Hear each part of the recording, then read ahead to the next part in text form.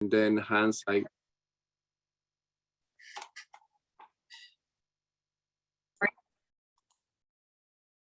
So Hans, if you want to kick off, the floor is yours.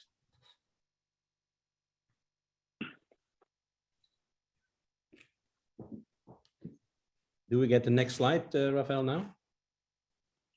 Okay.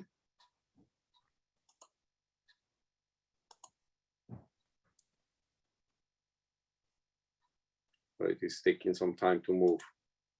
Here you go. Yep. Today's live event is brought to you by ODESSA, the world's most trusted asset finance platform. For more than 24 years, the ODESSA platform has given companies across the globe the visibility and control needed to make smart decisions and grow with confidence. Headquartered in the USA and with presence across Europe, Africa, and APAC, the ODESSA platform is used by businesses in more than 55 countries, delivering an enterprise solution that can adapt to local needs. Yeah. Save time and money and gain agility and scale by managing your leasing operations in one place in real time. Start your business transformation journey today by visiting odessainc.com. That's ODESSAINK.com.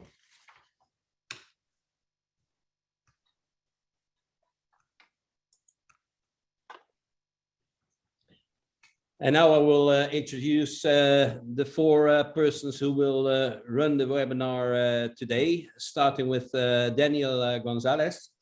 He's business development for ODESSA Technologies. Murat Sultanov, Senior Operations Officer, IFC, International Finance Corporation. Adrian Pang, Managing Director, Oryx Asia. And the moderator will be Rafael Castillo-Triana, CEO, Emerging Markets, the Alta Group. And just truly as the organizer of the event. First of all, I want to pay my deep respect to Danny and Rafael, who are having at 2 a.m. sitting there. So well done, guys. I hope you keep awake during the webinar. And now I want to hand over the baton to the moderator, my friend and colleague, Rafael. Rafael, the floor is yours. Thank you very much, Hans.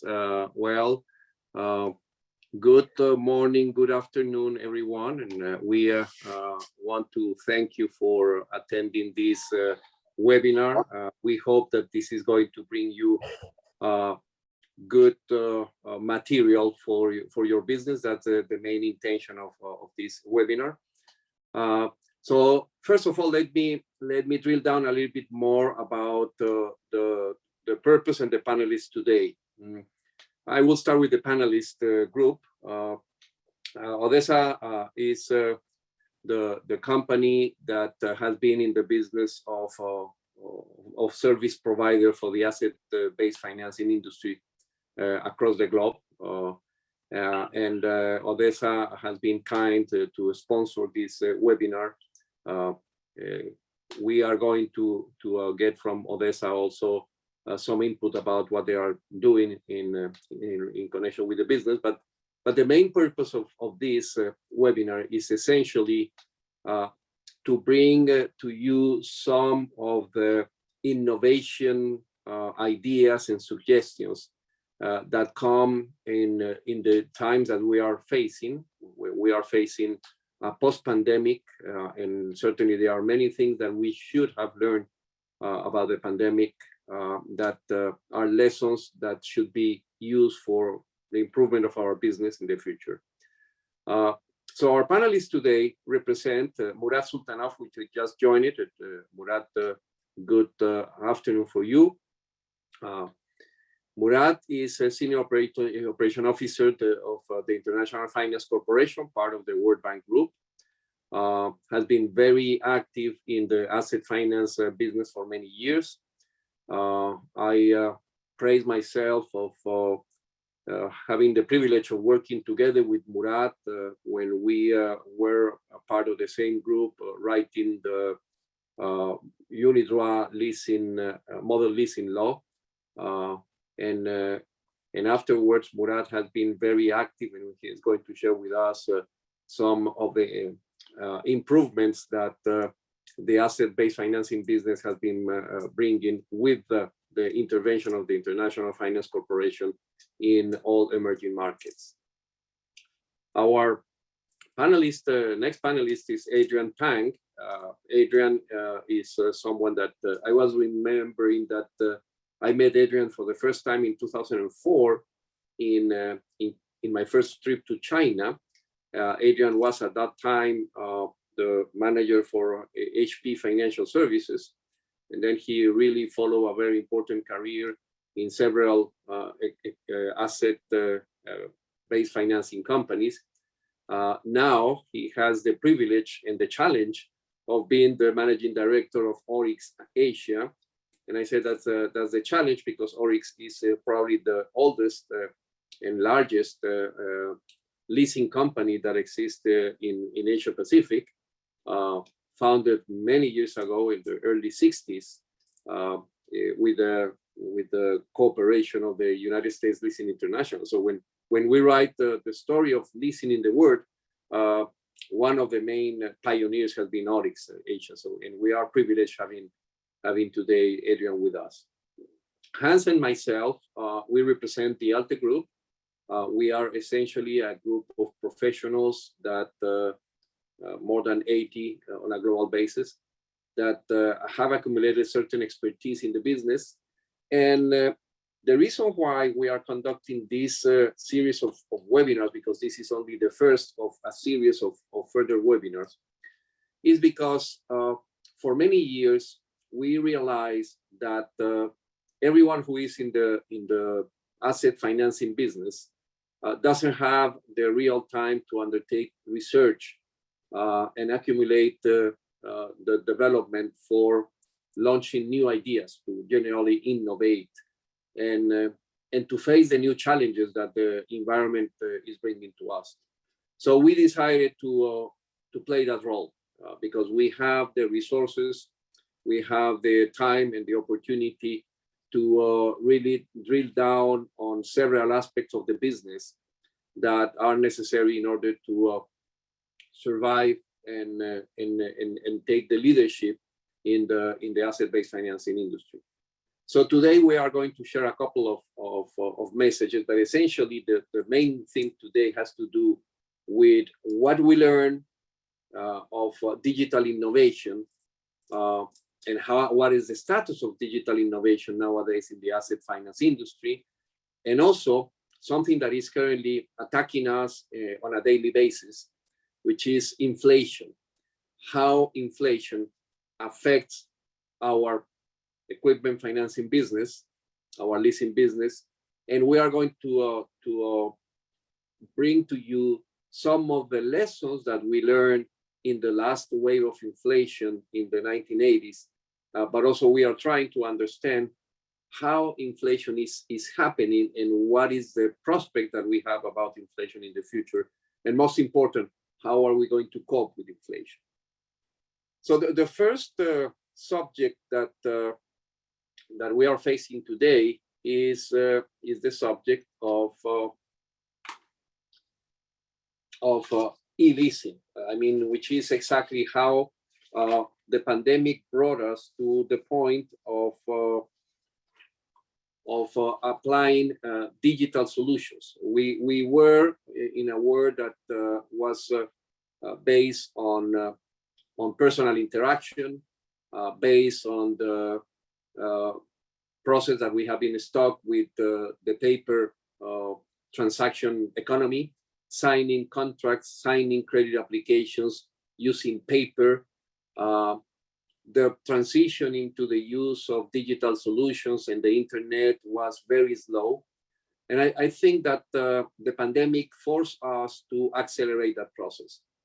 So nowadays, I think that there are many things that have happened. And I would like, starting with Daniel Gonzalez, to ask Daniel what kind of developments were most demanded among users of ODESA in terms of the solutions that you provide, and specifically I would ask you to tell us a little bit about the credit application remote portals and access to credit databases and other applications. So, Daniel, I would kindly ask you to tell us what has been that experience and how this is making a transformation into the business.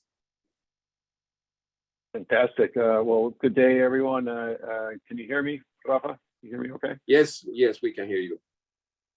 All right, excellent. Well, good day, everybody. It's great to be here. Thank you, Rafa, Hans, and the Alta Group for inviting me to participate in this panel. So to your question, Rafa, businesses are always looking for ways to bring efficiencies to business operations. However, this has certainly been accelerated by the COVID pandemic. So how can we reduce friction and increase enjoyment across these touch points to delight the customer? How do we respond to specific time-sensitive needs? For example, during COVID, we saw a need for en masse deferrals due to economic hardship. We also saw a lot of touchless transacting, et cetera. But how do our technologies help us drive that? So there's certainly low-hanging areas like digital signature, where the technology has been around for several years already, prior to COVID starting. But there has always been, there was concern around regulation and lack of case law, has been a deterrent. And with our sudden work from home landscape, it has become a logistical issue that is likely having an impact on time to funding for businesses. The additional effort required in getting physical signatures will likely tip the scales now from the perceived profile, and all of this has been accelerated by the COVID pandemic. It requires adapting to an increasingly customer-led market and adopting a technology foundation and mindset to more quickly respond to continuous changes in stakeholder sensibilities, behaviors, expectations, and so on. As you know, our customers are used to interfacing with so much technology all the time, and we all have access to all kinds of technologies in our pockets. And now more than ever, the customers expect that same experience that they have in their lives. They expect it in business as well. So in considering this ourselves as a business and enabling our customers to do the same, we certainly recognize that the customer relationships are non-linear. They're different touch points that different business teams will own. So it's critical to consider an omni-channel approach. So for example, if you buy an asset finance platform that has a customer portal, you ensure accuracy and efficiency in your transacting. But what if you want to add a customer service component that is unique to your business? An example could be a 24-hour, 7-day live chat on your website. You could integrate a chatbot and a layer onto your solution, and in order to enable that. So you have that flexibility, but only if you have a strong foundation in place technology-wise to begin with, to leverage all these fantastic things that have come up and over time, and certainly been brought into the spotlight by COVID pandemic. I find especially interesting what you have just mentioned about the ability to create a kind of private chat room with your customers, because I believe that based on our experience, the communication with the customer, the clarity of the communication with the customer is something that is necessary down the road.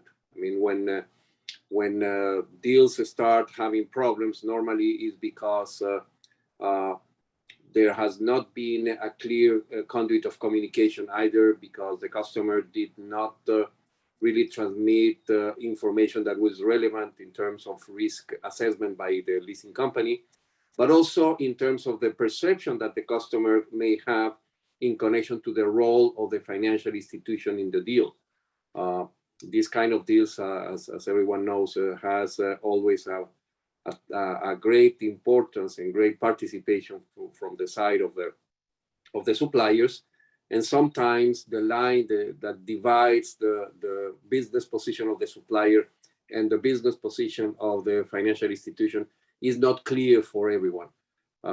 So I think that's a very interesting part, and I would like them to jump into Adrian Pang Just to ask Adrian, how have you embraced this digital transformation, and how have you seen that process happening in your business, in the day-to-day business in the last few years, especially during the pandemic and after the pandemic? So Adrian, the floor is yours. Yeah, so thanks, Rafael. You know, I have the opportunity to run the business again, you know, from the Orchard Group, and, you know, from the other side, come back to the bright side. And to be honest with you, the pandemic actually posed a lot of challenges, as you all know, but also it helped us to think and expedite our digitization. And you know, if you look at our CEO message all the way from the top, from Sophie, he's been talking about the digitalizations in the last few years, and it's one of the KPI for all the senior managers within the org group. You know, it's interesting that, you know, if you look at different countries in Asia, we are quite behind, other than, I mean, quite behind in terms of digitalizations, other than some more developed places like Hong Kong, or Singapore, or Australia, or you know, to some extent in China, you know, digitalization, because they don't have any legacy, so they've gone ahead, you know, ahead of some other countries. If you look at Japan, Japan being the third largest economy, they are very behind in terms of digitalization. They are still very much, people have to go back to the office and get things done the old ways, and everything is on paper and so on. So COVID really changed the way we do things. And as a matter of fact, like, you know, for the business that I run on a day-to-day basis, and then when the outbreak started, or the pandemic started in sometime around February 2020, there was a time that we started to implement work from home. And then we found we do not have enough software. We don't have enough VPN software. We do not have enough mobile phones for our staff. We do not have everything. It's a shortage. Then, but it was just the start of the pandemic. We started to order lots of stuff and get everybody ready. And it's a matter of 2 or 3 months' time, then we are fully geared for work from home. And then now staff can work from home, but, you know, all the contracts still not digitized and still very much paper, and how can we change that? And then at the same time, then we started, and you know, just like, you know, what we just talked about is, you know, e-signature, for example, e-documents, e-everything, right? So you still want to be able to operate without face-to-face meeting with your customer, but you need them, you know, like this, like Zoom meeting, or through a screen. So that certainly I see that all the places that in Asia has been moving really fast. You know, in fact, the pandemic actually dropped this whole chain, this one thing. But having said that, you know, the law in all the different countries is different. In lots of places in Asia, you don't have credit bureaus. You don't have central credit. You don't have, you know, how can you validate this financial information? It still poses a lot of challenge. But having said that, you know, all the countries are moving towards that goal. You know, if you look at the Hong Kong Monetary Authority, the Monetary Authority of Singapore, they're all driving a lot of this initiative, and not just initiative, actually a lot of implementations of all this, you know, eKYC solution for WedTech, where, you know, for the compliance and so on and so forth. Is this fast enough?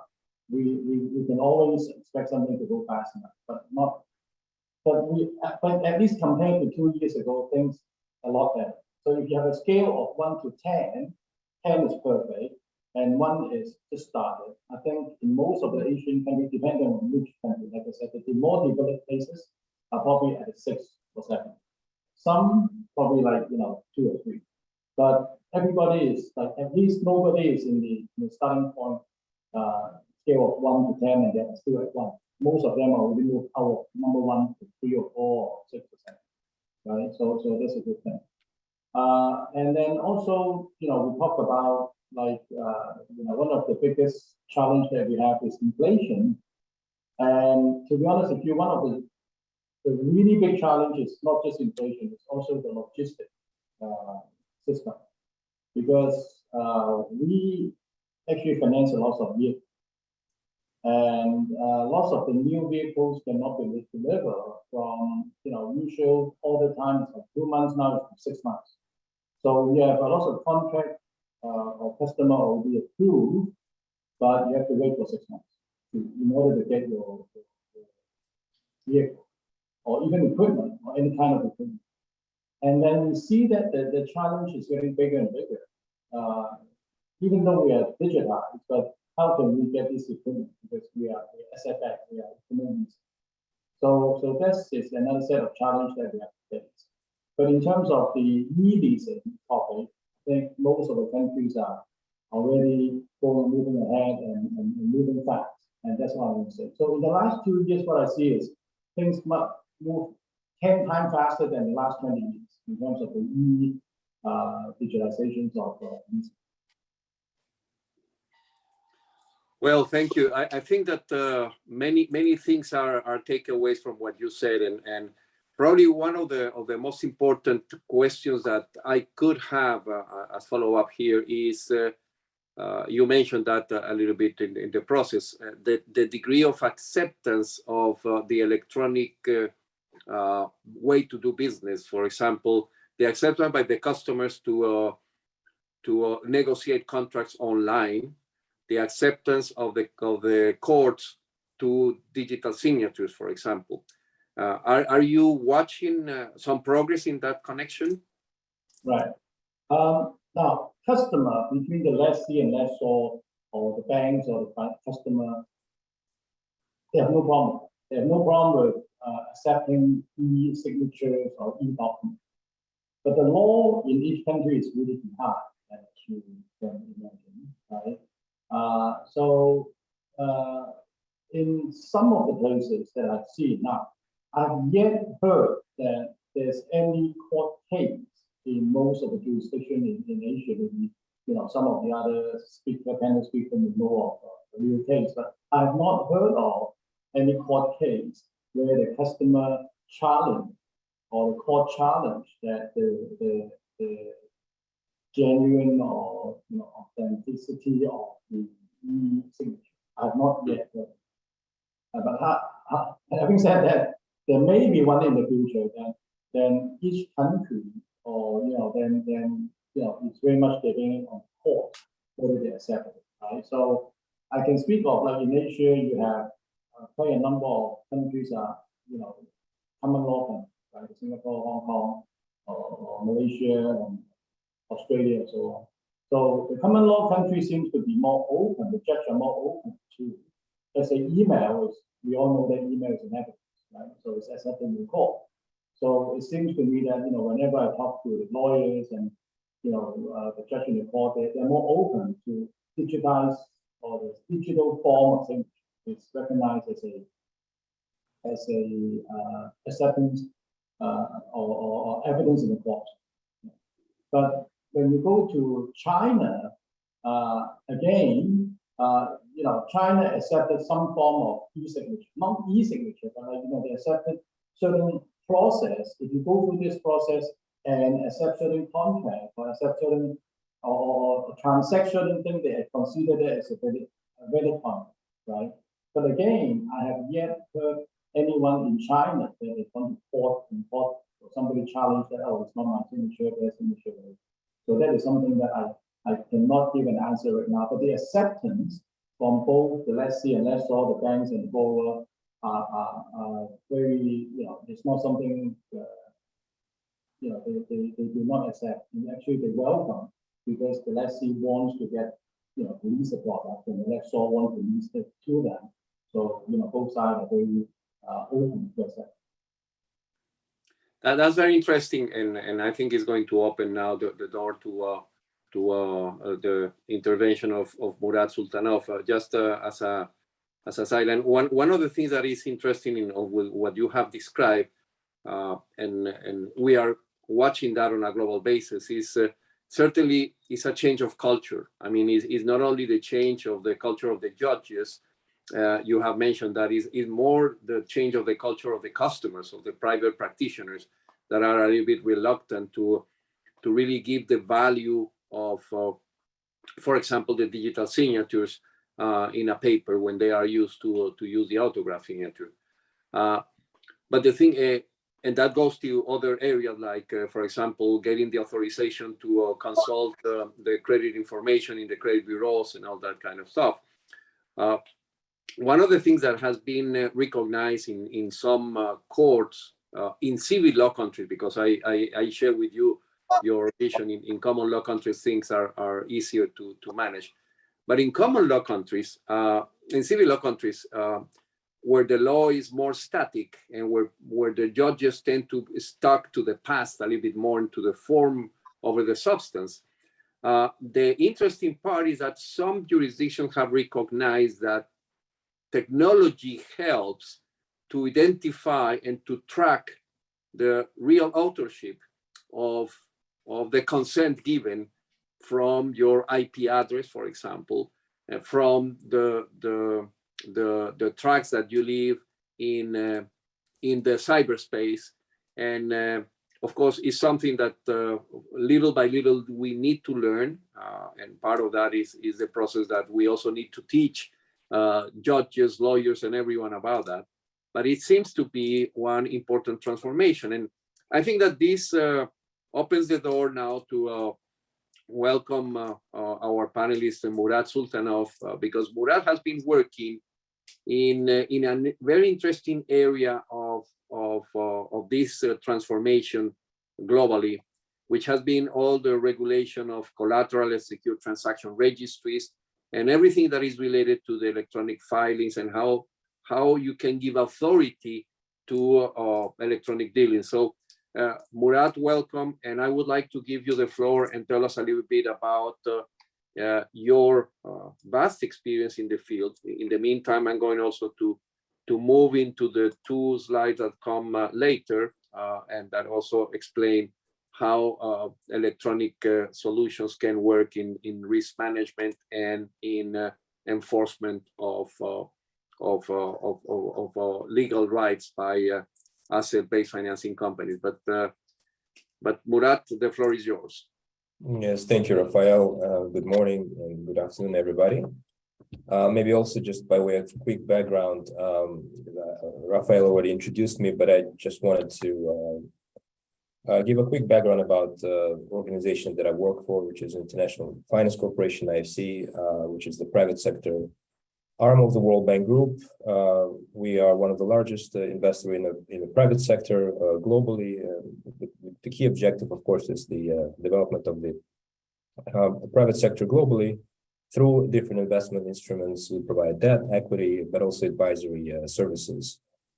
Adrian may know IFC has a strategic relationship with Oryx. We've been partnering in different leasing ventures globally in emerging markets where IFC would provide maybe equity or debt investment in a leasing company. But then we would also provide advisory services either at the level of financial institution or at the level of policy. So I'm actually, I work for the group within IFC that provides the advice to policymakers, governments on various aspects of enabling environment and bringing the existing, commercial law, private law frameworks to international standards. And in this particular case, for a number of years, IFC has been working quite actively in promoting modern electronic collateral registries as part of the promoting this sort of global best practices. So for global best practices, we consider UNCITRAL, which is the United Nations Commission on International Trade Law, various texts of that organization, like model law on secure transactions, guide on secure transactions, and also a guide on secure transactions registry. So the idea here really is to create an effective legal and institutional framework that would enable lending secured with movable collateral. And we really look at this space from functional approach perspective. In other words, we trying to bring as many different transactions that in substance create a security interest into this one big umbrella, one large legal umbrella. And in this case, obviously, financial lease or maybe even long-term operating lease would be considered as a functional equivalent to a security interest, and therefore will be brought within the framework of this modern secure transactions laws and electronic registries. And electronic collateral registry really is a centerpiece of this reform, because without that technology, it's going to be very difficult to operationalize any modern secure transactions law. The reason why it exists is that it provides for essentially it functions as an electronic bulletin board that enables financial institutions, other creditors, to file a notice of the security interest in this collateral registry online, and it is open for public to search. So anyone who has access to internet will be able to perform searches by identifier of security providers, so that they can do the search and learn if there are any claims have been registered against any movable collateral of that debtor. So that provides transparency, and that also protects the position of the creditor vis-a-vis third parties in that particular movable asset. So for example, a leasing company obviously typically runs the risk of lessee somehow disposing of leased asset, or pledging it, or maybe selling it. So that requires, of course, the monitoring on the part of the leasing company. But if that happens, a bona fide third party who would purchase, for example, that leased asset from the lessee, not having the knowledge that it is encumbered by the ownership right of the leasing company, they may take it free. But if you have a collateral registry and the leasing company registers or files a notice that they own this leased asset, and inform third parties about the existence or potential existence of the right in this movable collateral, this asset, then they protect themselves against these third parties who would not be able to claim good faith protection. So that's why these collateral registries are extremely important in protecting all kinds of creditors at their priority positions. But recently, we've also seen that it's possible to really integrate this collateral registry with many other platforms and applications. So we have been working for the past several years also in setting up programs, asset-based finance programs through national-wide platforms. Such platforms exist in many markets, like Mexico. One of the first actual supply chain finance national platform was developed there by Nafin, which is a development bank there. Then it was that same experience was taken on board in China, where the central bank actually manages this electronic platform. An interesting case about China is that the central bank there also manages the collateral registry.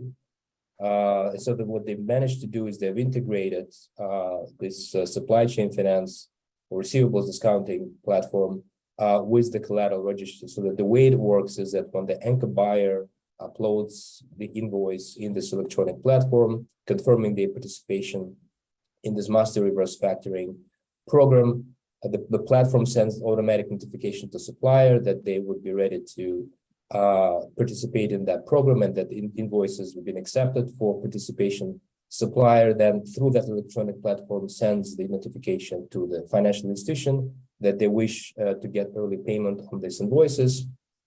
Financial institutions, in this case, does the check in the collateral registry, which everything is integrated, so that collateral registry gives information to the lender that there is no right or prior right has been registered against receivables that this financial institution is going to buy outright from the supplier in exchange for this discounting. So they do that check. They also integrated that platform with the credit bureau so that they can do quick eKYC, confirming the fact that it's a credible supplier that they can do business with.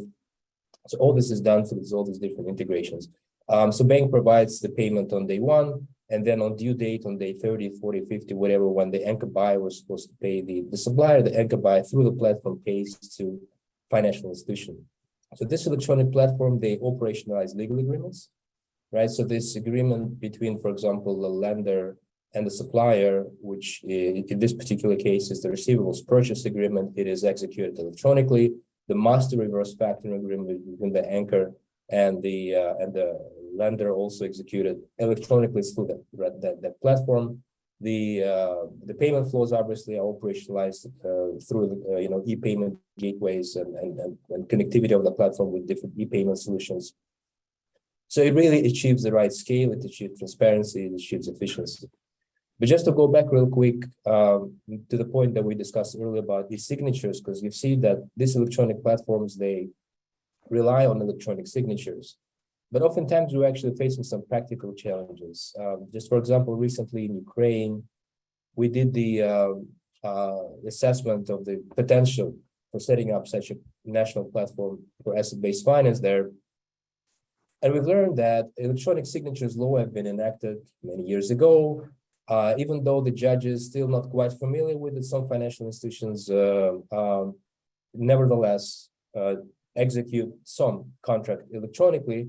But we've learned that they prefer still to sign these agreements physically because they would want to notarize also these agreements. The reason why they want to notarize them is because a notarized agreement allows for expedited enforcement. So it allows them to immediately take this notarized agreement to an enforcement officer and enforce out of court.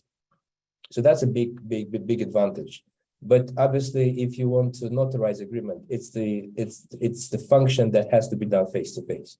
So you can execute the agreement electronically, but you'll still then have to somehow print it from in some kind of medium and take it to notary public to really sort of verify and execute it there, which doesn't really then gives any efficiencies or in terms of executing it electronically. So that's actually one practical problem that we're facing. And there, obviously, our advice to the government would be, why would you need to create this sort of expedited enforcement regime based on this notary, based on the notarization?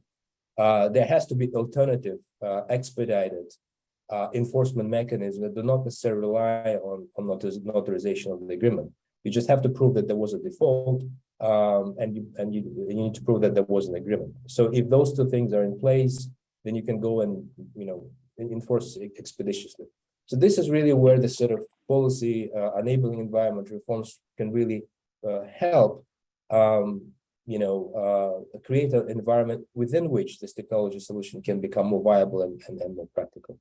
Anyway, I'll stop here because I talked a little bit about the collateral registries and the national supply chain finance for asset-based finance platforms, e-signatures. But again, Rafael, happy to.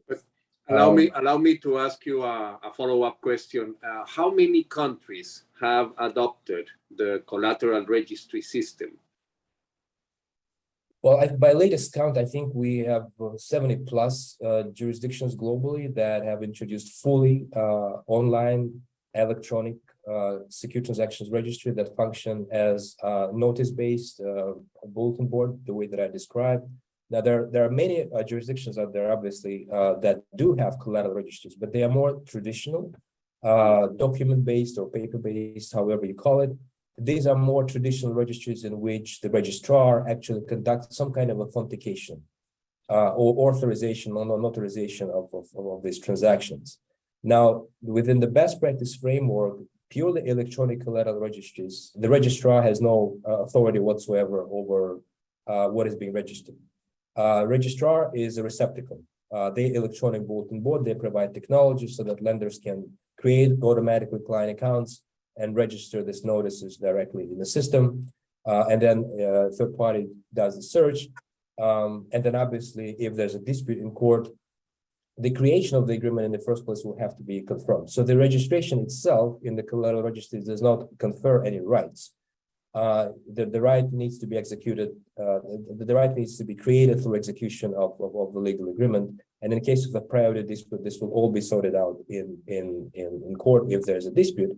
But the registry simply functions as a place where lenders can make these claims and say, yes, I'm Oryx Leasing Company.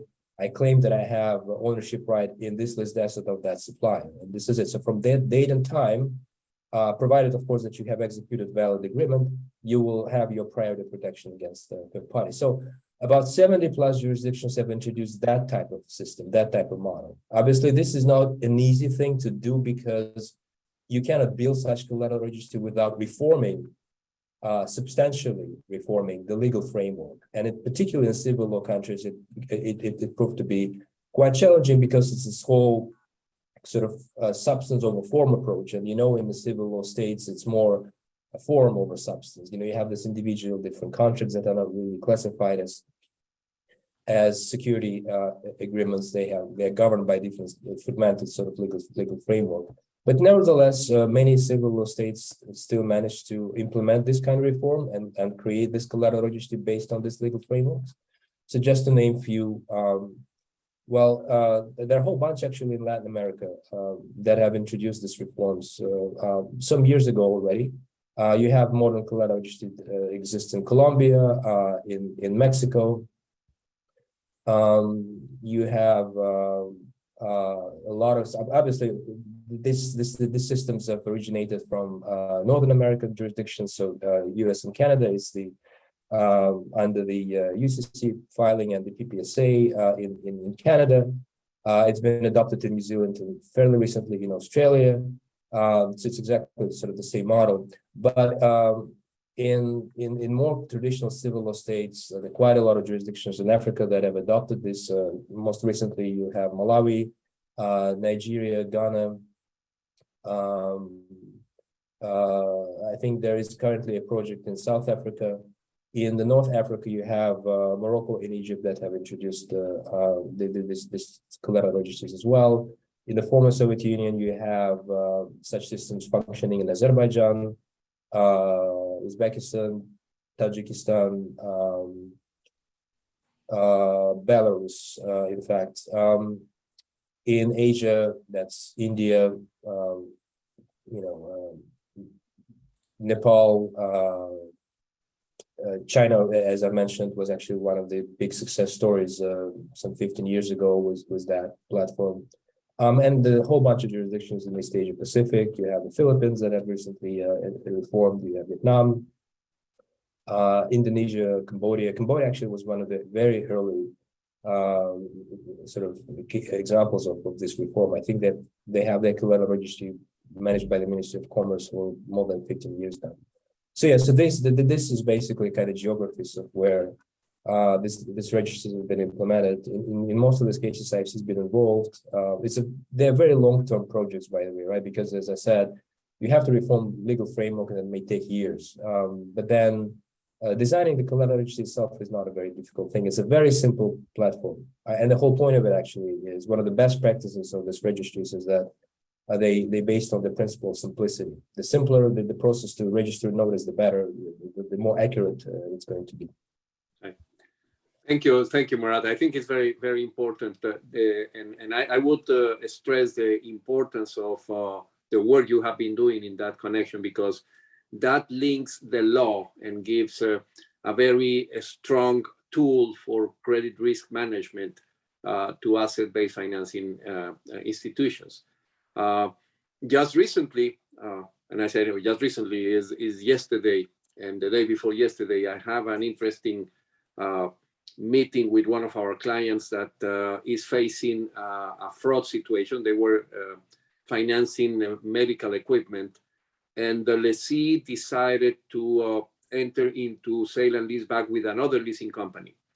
The problem is for the lessee that the transaction was registered at the collateral registry, and the serial numbers of the equipment were in the public domain. So while the lawyers were going after the lessee because, and the lessee of course was kind of disbanded, our suggestion was, well, you have the right, you have a priority under the law to go after the equipment, and of course you are going to have probably a not very pleasant interaction with the leasing company that enter into the second sale and leaseback because they fail to undertake due diligence going into the registry. and that is a good door opening for the I would say accessories or the additional applications that the digital technologies can assist in order to reinforce the risk management.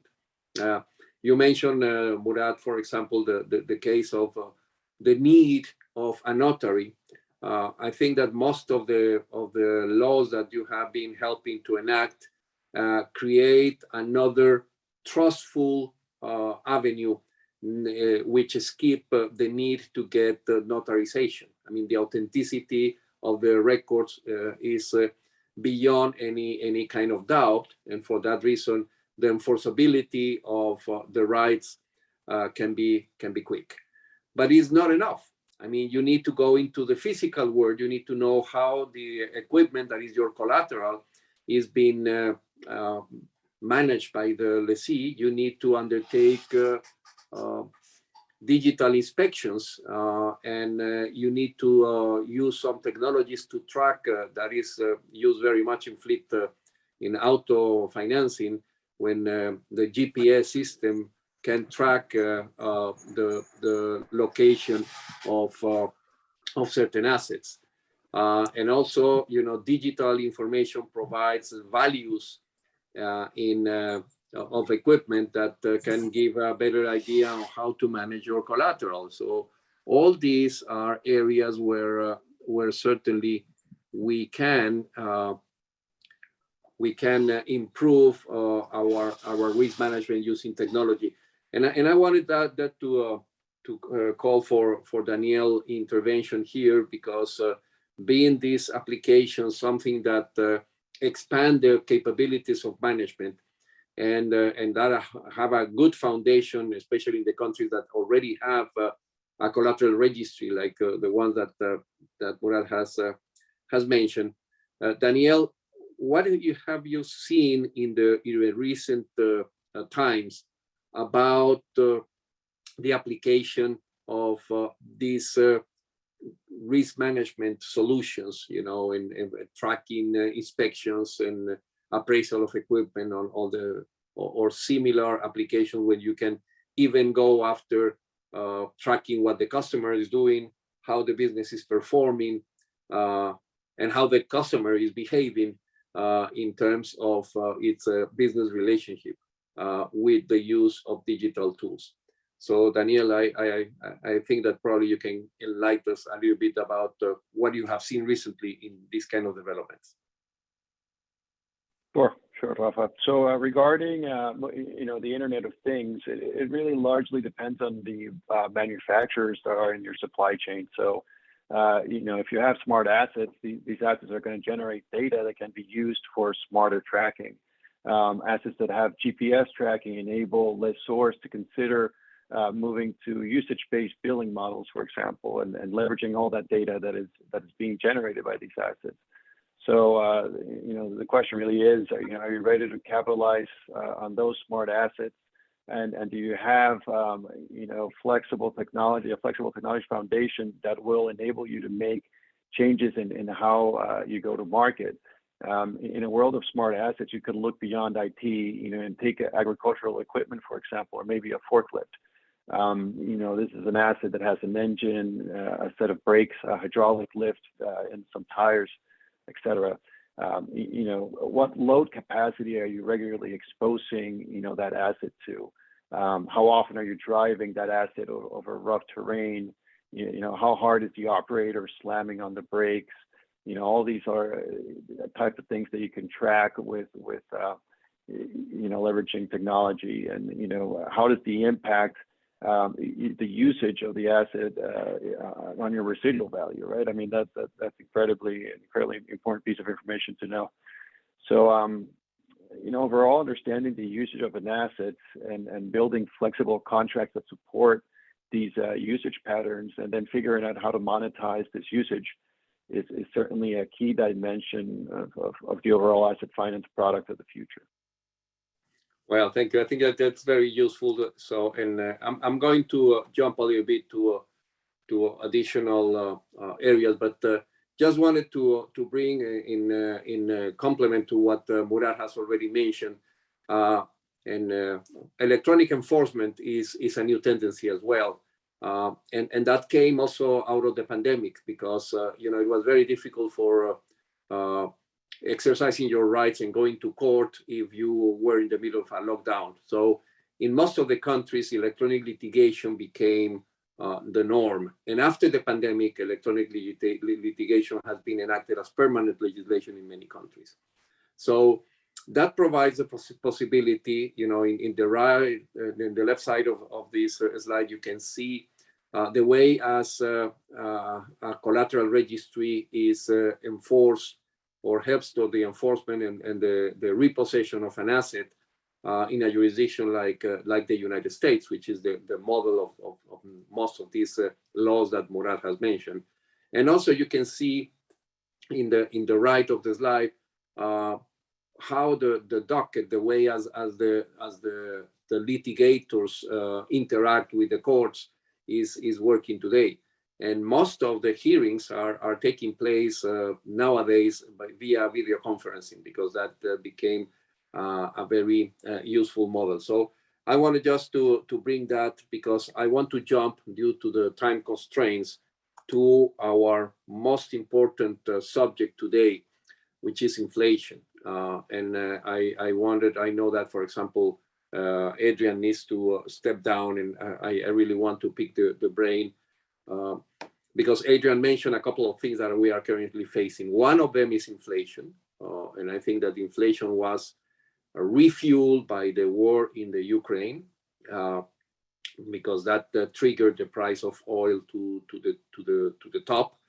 But also, Adrian mentioned another thing that is very important, which is scarcity. I mean, we are having trouble getting equipment to be manufactured, to be delivered to the end user, to our clients.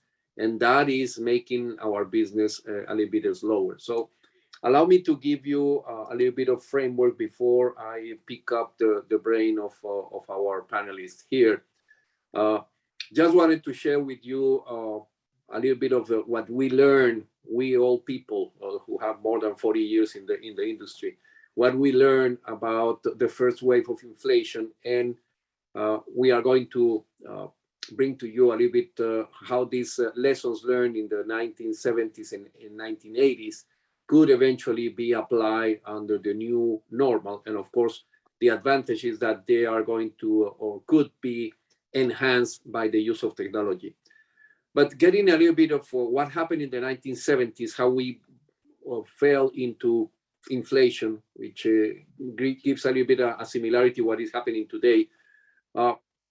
Inflation in the 1970s was pushed also by cost. I was mentioning how the pandemic from one side that made things scarce because of the lockdowns, but also the fact that the war in the Ukraine generated a scarcity of fuel, in particular oil.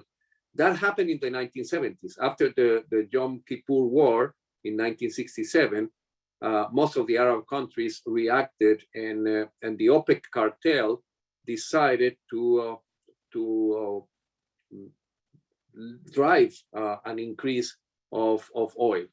That, of course, was aggravated, if you want, by the fact that the world had abandoned the gold standard. So we have, in general, now a floating currency system that moved from gold to the US dollar.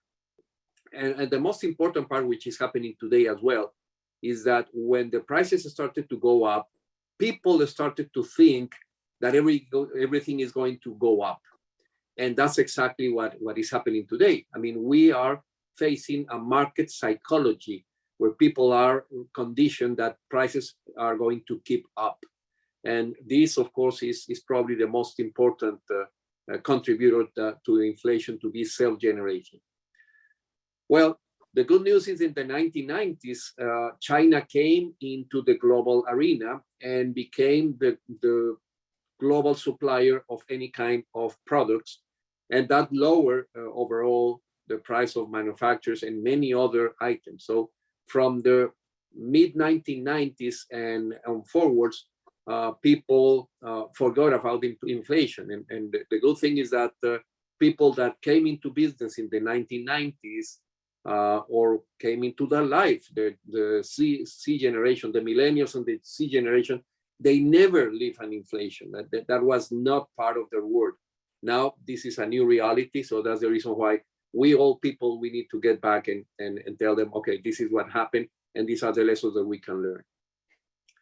Now, what happened in 2010, and because this inflation didn't come alone. When we have the crisis of 2010, we had a situation where the countries, in order to bail out a lot of entities, financial institutions in difficulty, they started to increase the fiscal deficit. So the government started to borrow money, and probably the most relevant for that is the United States, that has a tremendous level of debt. And if you go to the point that then we have the Trump administration that through populism decided also to reduce taxation. So that aggravated more the fiscal situation. And by the same token, money was very cheap.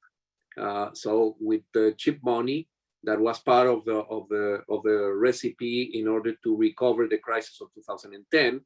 So we have cheap money added to fiscal deficit, the government pressuring for raising money in the debt markets in order to pay their normal expenses. That, of course, was not noticed when we have enough supply coming into the marketplace. But comes the pandemic, comes the lockdown, our global supplier, which is China, and I will go a little bit to Adrian. I'm going to pick your brain in connection with this. Start locking down, the supply chain start to stop, then the supply in general is scarcity. Then we have the war, and with the war, Russia being one of the second largest exporter of oil worldwide, created a crisis. And with this crisis, we currently have the price of fuel up to the ceiling. Of course, we are in a process of transformation between fossil fuels into clean energy, but this is a situation that is generally changing. So you could see in the chart to the right how the inflation behaved from 1961 to nowadays.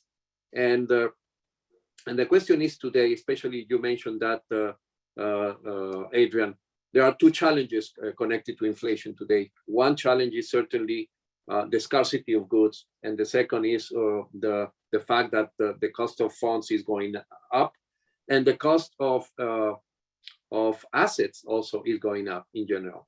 So, Adrian, I think that probably you can enlighten us a little bit of what you are doing and what is the prospect. You could see that we are indicated that inflation probably is going to last until 2027.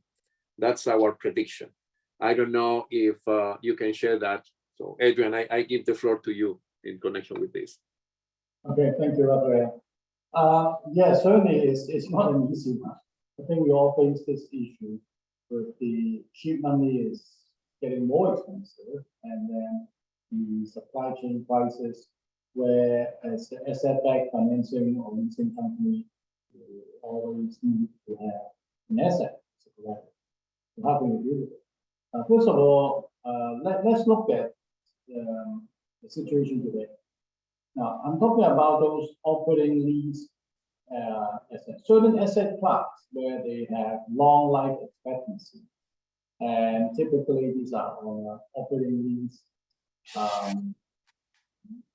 arrangement, where the lessor actually have seen the book value. Like, for example, we talk about clean energy car.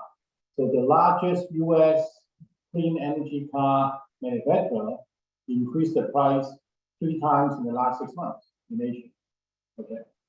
And so as a lessor, if you have these on the boat, and as a matter of fact, when the customer extend the term or they return the car to you, and then your book value actually increase, right? So you can release it or negotiate a better return or better return, higher rental for the new for the new company. Right? So on one hand, they kind of like help out some of those like yellow iron, for example. There's another asset class that I can point out is that typically we all know that yellow iron asset class, they have long life expectancy. Right? So because of that, and then you can actually also benefit from that because of the increasing price for the new equipment, and customer tends to lease the old equipment, good as new equipment.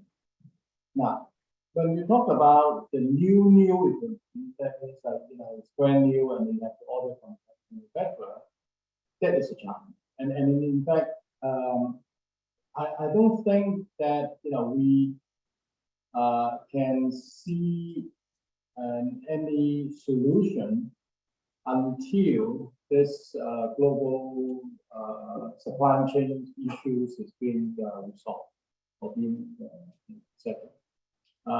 Because as an example, as a company, as a user, when we talk about during COVID-19, we bought a lot of laptops and new equipment in order to allow our staff to work from home. There's a lot of big shortage, and then you probably also noticed that if you want to order a laptop, and it probably takes 3 months to get the delivery, from any major manufacturer. So then is I see that's why I see that as a bigger issue because we just cannot get enough new equipment for us to release it to the customer. For the money situation, that's another key area where I've been reading a lot of the different reports that we all know that interest rates is going to go up. Does anybody or do anybody can tell what will be the cost? I mean, what is the cap? Is it going to go up by 3%, 4%? I think that said, as our Treasury Department, and we have meeting every week, and we actually look at the trend of the cost of fund and then how do we lock it longer term. And as bank, they offer very competitive, the fixed deposit rate in order to compete for the pool of money in the market today, anticipating that the interest rate is going to go up a lot much higher, right? So, but go back to the what we discussed about the global supply chain issues. I see a bit of a light at the end of the tunnel, a little bit of light today. I can tell you, is like from China, some of the manufacturing, some of the product is being manufactured. Let's say in Vietnam. I was in Vietnam 2 months ago, actually 1.5 months ago, and we look at we visit the countries and look at some opportunities and look at manufacturing base and so on. It's definitely growing. It's growing really fast. And then there's also a phenomenon where the globalization become more localization. So that means people start to realize that, hey, all the products being made in China, for example, I cannot afford to put all the eggs in one basket. I have to diversify. So we start to see some, of course, the high-tech products, we cannot switch over the manufacturing base overnight, but some of the lower tech products, we can do that. And as a result, manufacturing equipment for example, you saw like SMT equipment or bonding machines, or even to like lower end textile machines, and it's being purchased by a country in India, for example. They are starting to manufacture textile in India or in Taiwan and so on. So we can start to see that. So what I'm trying to say is that the concentrations of all these the manufacturing hubs, we start to see that we start to spread out and start to move away from the one central location to back to the home. So by doing that, hopefully, we start to see that the supplies of the equipment start to stabilize, and then that will help the lessor to have that steady supplies of equipment, for the lessor. And as I pointed out earlier, then some lessor, they also see some benefit because of the inflation, because they're sitting on a good portfolio of capital equipment or equipment there where they have long life leasing, long life expectancy for leasing, so they can benefit from that. So, but for the money part, as I said, we don't know. We just, because the difficult part today is how can you predict, how can you hedge, let's say, and borrow long term, how long do you want to borrow? Do I borrow at 3% today, lock in for 1 year, is that good enough? Or should I borrow 5% for 2 years? We just don't know, right? But because this is the start of we know the interest rate is going up, but how much is going to go, how much higher is going to go, that is the bigger challenge. So a sound treasury policies is important. Continue to monitor the market situation, right? Diversify the funding, from different market, and also, start to, and for the supplies of equipment, then we have to work with manufacturer where they have less, for a certain asset class, they have less impact because of the global supply chain. I think those are the things that we're seeing and we're implementing to try to minimize the impact. Well, thank you, Adrian, because I think that what you have mentioned, and I'm going to share a little bit what some of the lessons that we learned that are projected into the business itself. The first thing is what changes in terms of strategy, and one of the takeaways during the times of inflation is that your stakeholders, in particular the owners of your capital, are going to demand to the management that the targets of return on capital now will be needed to be measured in terms of constant purchasing power. And that is one of the areas that we are going to face. I'm going to go very fast, and then I'm going to ask some questions to Daniel about what technology can do about that. But the second thing, you mentioned, Adrian, probably you didn't use that name, but when you talk about the case of Vietnam, we are watching that. The new tendency that came after the pandemic is that what is called nearshoring. I mean, the supply chains currently are forcing, in a way, the diversification of the sources of supply. Certainly, we cannot rely anymore in China providing a just-in-time supply of everything.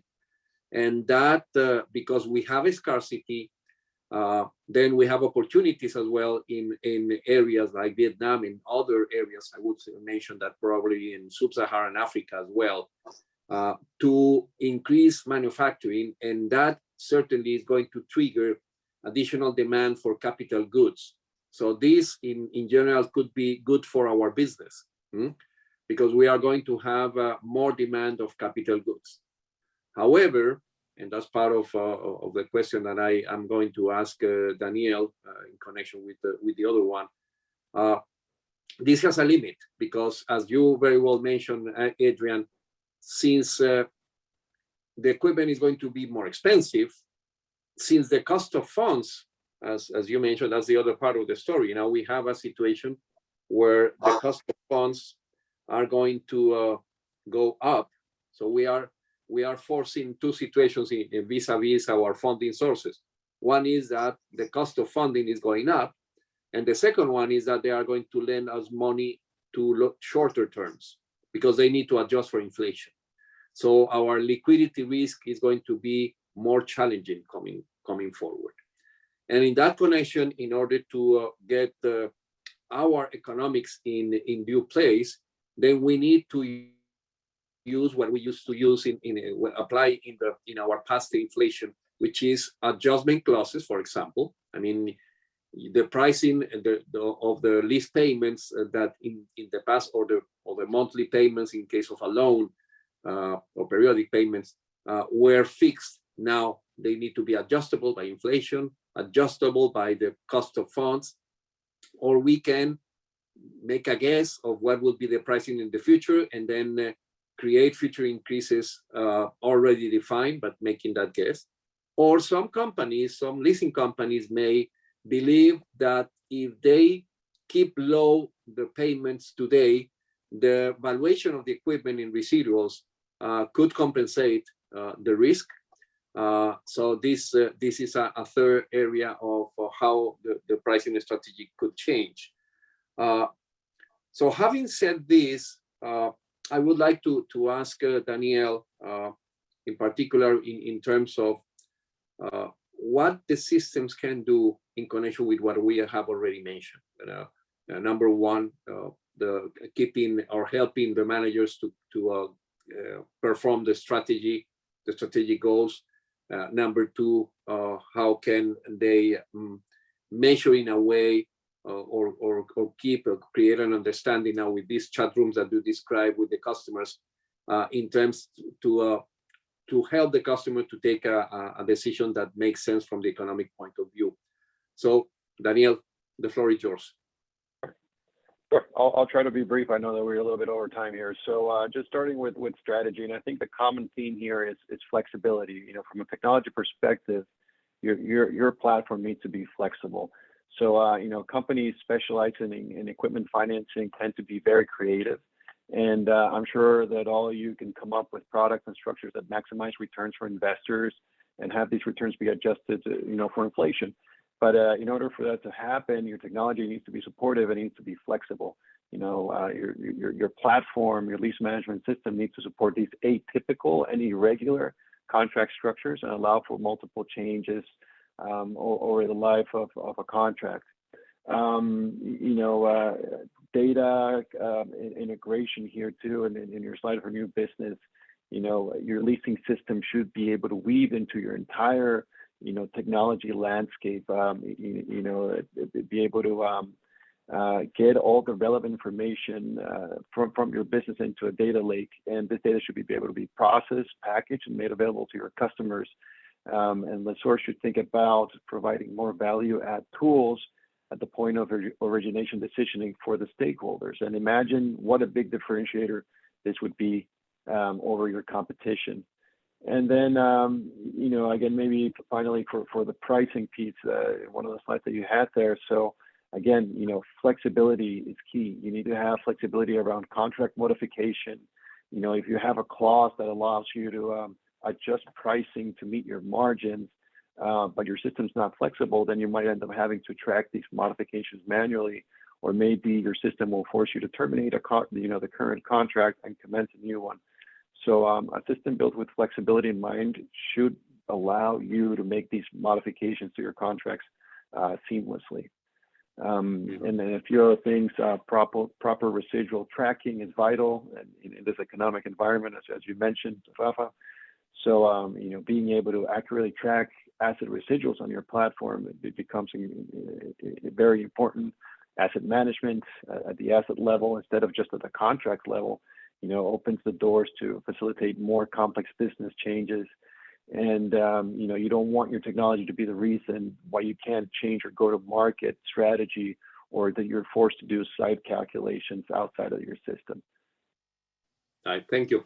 Well, and I believe, as you mentioned, we are very short on time, so we're going to accelerate a little bit the process. But another area where certainly we know that digital can help us is in keeping track of how credit risk is affected by inflation. And from one side, we have the challenge of the customers in terms of keeping their cash flows, being able to transfer the additional costs they are suffering into their customers. That is not always possible. For that reason, we need to have a lot of digital tools, in particular data, that can help us to move into that direction. Well, I think that one of the areas that is going to demand a lot from us is flexibility.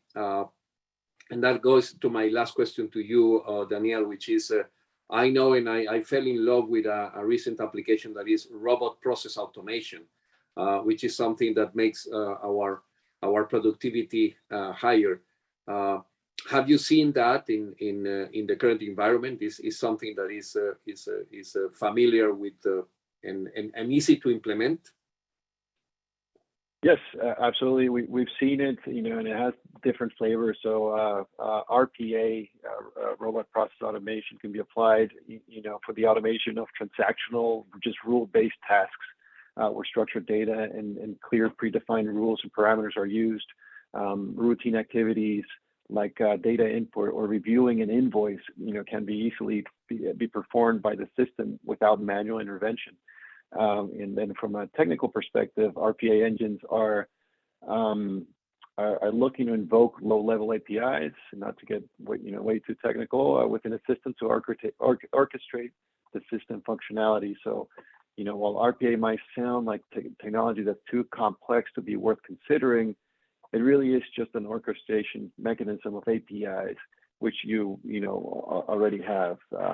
You know, there are other sophisticated RPA tools out there, but if you have a good API infrastructure, you could effectively have an RPA foundation, and you're using this technology to automate repetitive, manual, very structured and very logical tasks.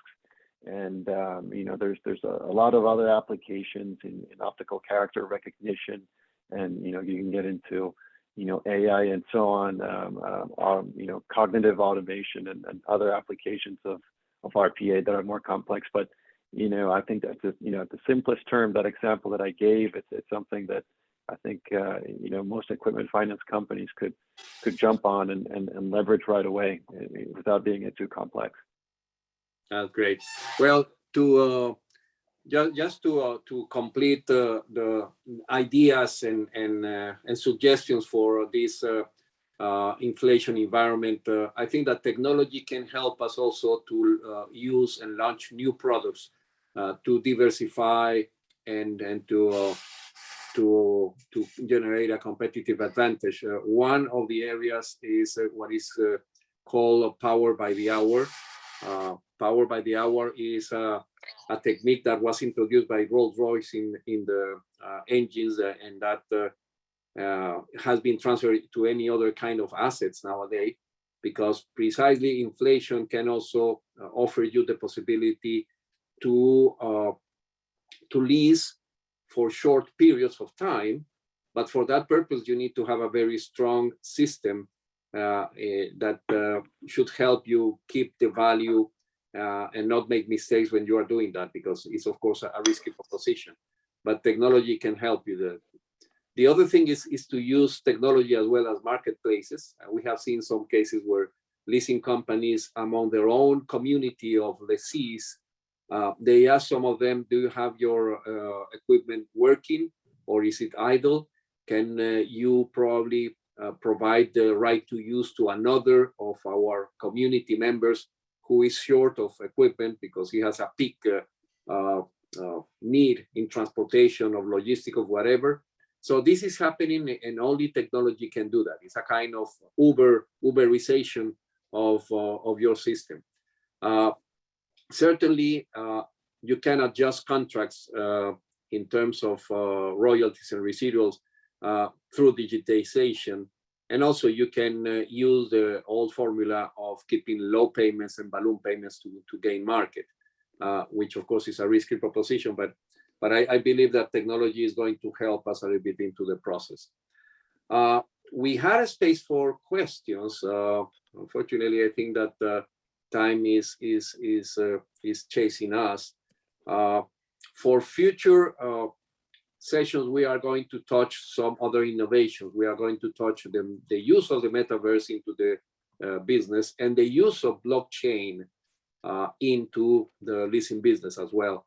We are going to talk how to build smart contracts in our relationship. So please stay tuned, because this is interesting. We anticipate that blockchain is currently a mixed concept, because now with the fall of the cryptocurrencies in value, a lot of people started to believe that cryptocurrencies were a kind of a Ponzi scheme. But what remains is the use of blockchain. And this is going to be one of our next subjects in our future webinars. So I would like to thank you, everyone, for joining us this afternoon or morning, wherever you are, for this timely discussion. And thank you again to our sponsor, Odessa, for making it possible. I also want to thank our panelists, Adrian and Murat, for enriching and enlightening all this process. Odessa made possible this, and Odessa is powering business globally, bringing efficiency to leasing operations from the point of sale to remarketing. I think that I hope that you should be able to follow up what the Odessa platforms and do for your teams in order to adapt for the changing landscape. Again, how to implement these pay-per-use models that we discuss as a new idea, and under the post-pandemic, combining automation with intelligence and human creativity. So we hope that we can get together in future events, and I encourage you to visit the website of odessainc.com, which is odessainc.com. So again, thank you very much for everyone to join us, and we hope that in the future you will join us as well. For everyone that arrived later and whoever couldn't attend, this has been recorded, and the video is going to be posted in YouTube. We are going to give you the link as a follow-up for all those who confirmed their attendance. So again, thank you very much for everything, and see you in the next webinar. Bye now. Thank you, Rafael. Fantastic. Bye. Thank you, everybody. Thank you, Murat. Have a great Thank day. you, Adrian.